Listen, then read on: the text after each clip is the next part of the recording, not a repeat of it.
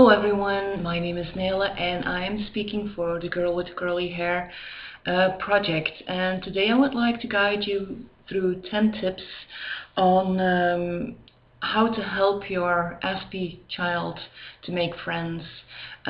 These tips contain content on how to act or react or what to teach your child and how it will help them improve on friendships or making friendships.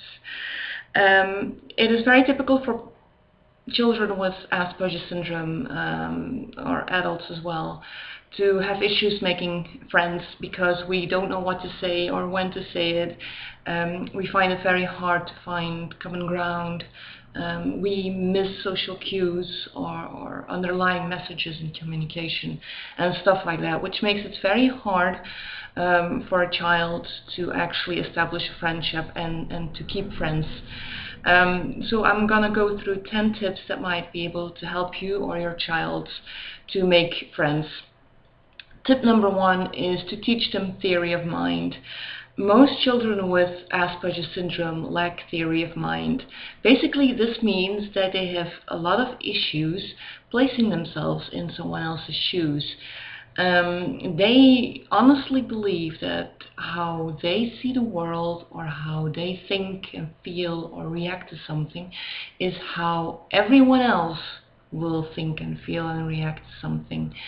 So if they play in a bit of a sandbox and the ASD child thinks that it is a good idea to hit someone on the head with a plastic bucket, it will honestly believe that every child thinks the same way.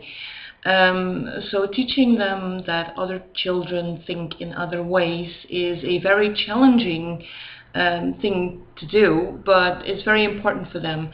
Now, how do you do that? What I've been taught since I was a little child is to observe people.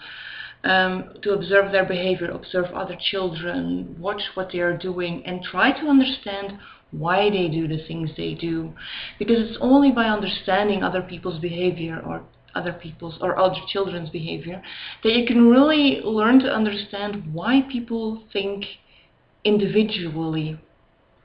So it's not very easy as a parent to teach your child this, but what you could do is sit with them, for instance, in a park where the sensory input is low, and have them observe a certain scene, like parents playing with their children, like why are they doing this, and encourage them to think for themselves. Don't really straight away give them the answers, but encourage them to get through that thinking process, like if they do this, then that will happen next because of that. It's very difficult at first, but it will really benefit them later on when they're playing with other children to understand if they do that, it might be because of that reason and not because of what I think is right. So teaching them theory of mind is a very daunting task, but it's a very valuable one, because then they will be able to see the world through the eyes of other people as well and not just through their own. Tip number 2 is encourage them to be open about their own world. The thing with this is that people with Asperger Syndrome and children with Asperger Syndrome can seem like they're living into their own world quite a lot of the time. This is called escapism, where you retreat into your own little world because the outside world is too hard to digest. There's too much sensory input, you can't deal with it, there's just too much coming at you. So you retreat in your own world where you become someone who is able to deal with your own internal world, and you are the person you want to be, and you don't have to live up to the social rules, and you actually can make friends in this world. Now, a lot of people will try and snap their children out of it because it's not a healthy place to be in. But rather than being negative about it, encourage them to be open about it. Get them to talk about it, ask about their worlds, like, what are you seeing? Who are you? Do you play with anyone in that world? Spike their interests. Let them talk to you. Make sure that they know it's okay to have this place of retreat where they can feel safe, as long as they're willing to share it with someone. Because by sharing it with someone, they're showing openness and willingness to other people to talk about their own experiences, which is in general very hard for someone with Asperger syndrome.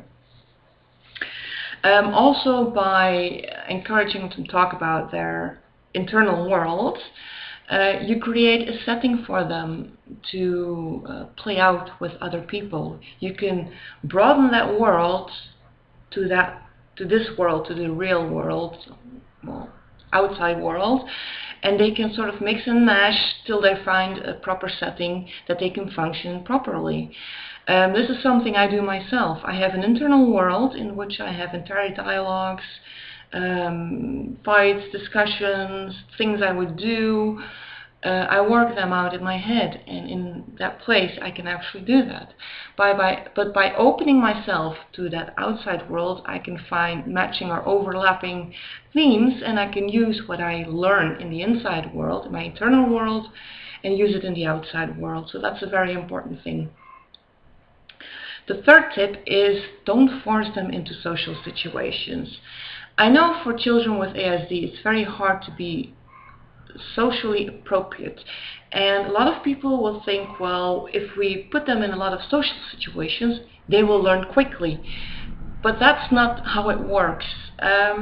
Kids with ASD also have a social tank, which is limited in energy. Plus, by putting them in social situations and they start feeling uncomfortable and not really in place, they might actually develop resentment or even feel traumatized. So they will become very weary of going into any kind of social situations. It is good to motivate them to talk to other people or to other children, but don't force them. Make sure you know their boundaries and understand that they don't have the social energy that other people do, and there's not a process of getting used to. So keep that in mind. The fourth tip is that maybe you can make a flowchart or go through certain sentences that are used an awful lot in conversations. Small talk and social chit-chat is something that is incredibly difficult for anyone who has Asperger syndrome. We don't get it. We simply don't understand why people talk about the weather. We don't understand why people ask you how you're doing and you're supposed to say okay or reply with how are you, when you don't really care and you're not really interested. So teaching your child proper sentences and how to reply in certain situations is really a good thing to do. You can do it with text balloons and funny figures. You can make flowcharts, whatever floats your boat and whatever helps your child being interested in the subject. You can teach your child how to react, for example, when a friend in class asks, do you want to come play? And for a lot of Asperger children, this will cause a shutdown because the question is really too broad, it's too loaded with a whole lot of scenarios and they don't know what to say. So you can teach them like, yes, but can I bring my own toys? Which is a form of security. Or, is it okay if we play in an area that I choose? Something like that. Or, can I answer this when I feel a bit more calm about the question? So they have a backup sentence to reply to when they don't know what to say.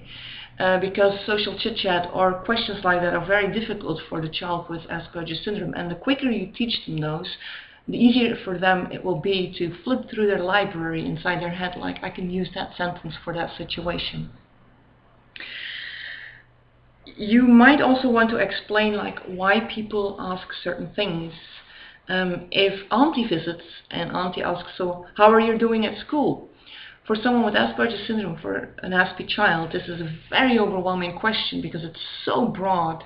But if you teach your child, like, she asks this because she cares for you, and this is her way of showing how she cares for you, and you can reply it by this or this. You give them a setting, you give them a scenario, so they don't have to worry about that anymore. Tip number 5, and this is going to be very difficult for any kind of parents, is let your child make mistakes. Don't be afraid to have your child make mistakes, to make social mistakes. It's by the mistakes that we make that we learn. Now, how do we learn from social mistakes? Let me give you an example. When I was 12, my great-grandmother died, and we had to go to the funeral, but I had no idea about funeral. I had no idea how it worked or what I was supposed to do, and I was feeling very lost. I was more anxious about the whole idea of funeral than the actual loss of my great-grandmother.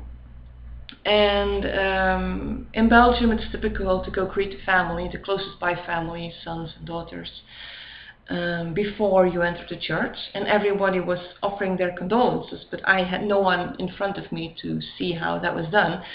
So I was so overwhelmed, I started smiling and giggling and making jokes, which was inappropriate. But by making that mistake and having my father talk to me afterwards about that mistake, I understood what was wrong about it. Now here's your input as a parent. There's 2 ways you can react when your child makes a mistake. When it tells you it doesn't love you or it hates you in a spur of the moment, or that it doesn't care for you. You can react in 2 ways. One, you can get very, very angry. You can start yelling and telling them that God's know what. Or you can be very calm about it. Understand that your child says things because it doesn't know how to react. There are things, and it says something because it has to put that visual in their heads out there by the first thing they get out, by words that might not mean what they're seeing in their heads, but might mean an awful lot to you. So they made a mistake, and the best thing to do is to sit them down and just, when they're calm and they can be focused, explain what the words mean, explain why they are very hurtful, and maybe offer a few other alternatives. Like with my father, he said, like, the best thing to do is to be serious and offer your condolences. If you don't want to shake hands, that's okay, but offer your condolences. So then I learned how to do that, even though I still don't understand why people do that. I don't, but now I know how to react in a certain situation because I made a mistake. Don't try and be too protective of your child because they have ASD.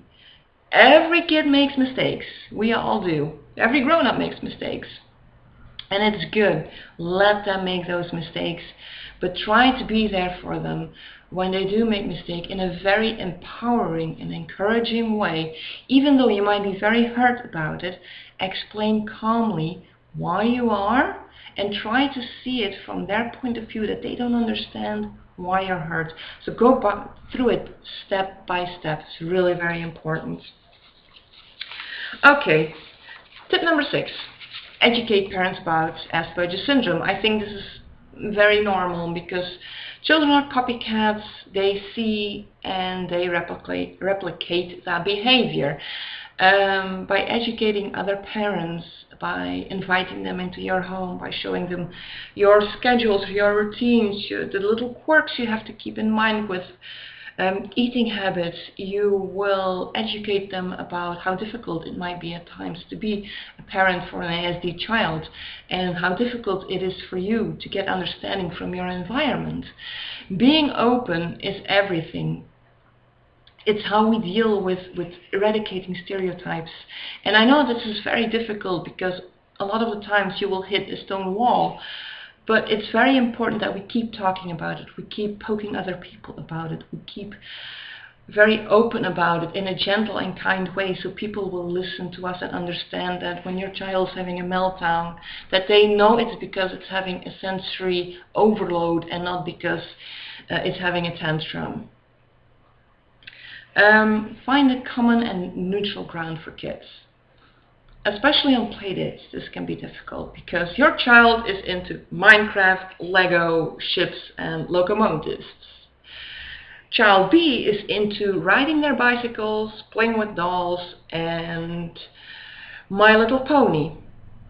There's not really a lot of common playground there, but when you put those two together, you can create something for the both of them that is sensory enjoyable for your child and is fun for the other child. Like, for instance, making necklaces with colorful beads, so your child can order and schedule the beads to their likings, it's sensory, and the other child will have something they can put around their necks, it's visual. Stuff like that is very important to find like a common and neutral ground for children. Let your child know it's okay to be different. Tip number 8. We live in a society that is merely group-based, and group-based means there's a lot of group pressure. Everybody wants to be part of that group, so what everyone else in the group does, they will do automatically. It's perfectly natural. However, when you have Asperger Syndrome, this doesn't quite work that way. Everybody does that, but you do something completely different. So you feel very alone in a world that's very group-based. You feel very outside, and that's okay. It's okay not to be part of a group, just as long as you let your child know not to use it as an excuse as well. Having Asperger Syndrome is never an excuse for any type of behavior, unless it's behavior you really cannot control, like shutdowns and meltdowns, sensory overload, for example. But doing something very rude, knowing that it will hurt someone else, and then saying it's because of my Asperger's, doesn't really work. Tip number 9. This is incredibly important. Empowerment. Focus on what your child can do. Focus on the talents. Focus on them in such a way you encourage them, reward them. Let me give you an example. This is an example my supervisor gave to me last year. He told us, if you have like 3 children and you put them on 3 chairs, and one of them is wiggling its legs and the 2 others are not wiggling, they're perfectly still, and you want that child who's wiggling his legs to sit still as well. There's 2 ways you can do this. You can tell the child, no, stop wiggling your legs. Or you can actually encourage the behavior of the 2 other children, like, oh, you're perfectly still, well, good for you, 2 thumbs up for you. By encouraging behavior that is good, that is positive, the other child that is showing the negative behavior will A, feel ignored because no one's paying attention to his behavior, and seeing that positive behavior gets rewarded. So they will actually try and portray that positive behavior as well. This can take a while depending on behavior and issues and problematics and stuff like that. But the main point here is that by encouraging positive behavior, you empower a child in their being. You let them know, these are your talents, and I see them. You're good at this. Do something with it. This is very important, especially for children with Asperger Syndrome who don't really have that group feeling. They don't really belong anywhere.